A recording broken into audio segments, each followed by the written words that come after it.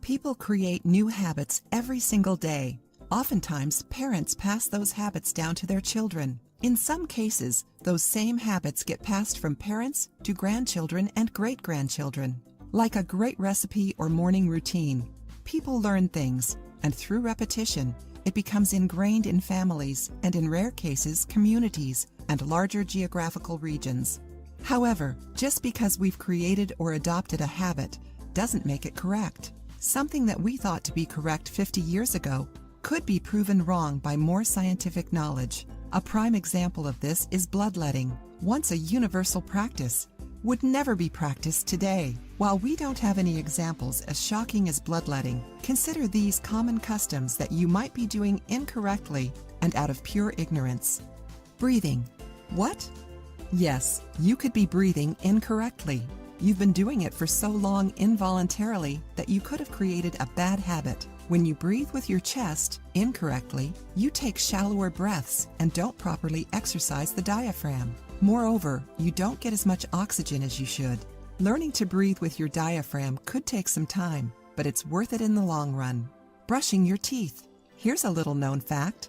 You should brush your teeth both side to side and up and down. These different brush strokes help us clean the entire area of our teeth, all the way to the gum line. When you brush your teeth with side-to-side movements only, you're leaving too much of your teeth unbrushed and untouched. Next time you brush, slow down, concentrate, and use both strokes for more effective oral health practices. Skin care. Different skin types need different skin care. Most people who approach middle age don't do enough to alter their routine to care for aging skin. For instance, the amount of soap you use in the shower could be causing dry, unhealthy skin. It may not be the kind of soap you're using, but rather the amount. If you've got tight, dry skin, try using less soap and cooler water. Using paper towels.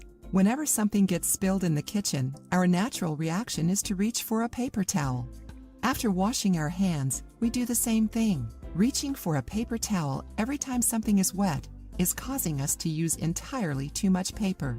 Using too much paper means cutting down too many trees. A dish rag or kitchen towel does a much better job on these small tasks, but if you must use a paper towel, cut down on the amount to help our environment.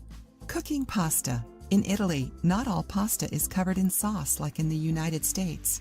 Many pasta dishes are served with vegetables or sprinkled cheese, rather than being smothered with meat and tomato sauce.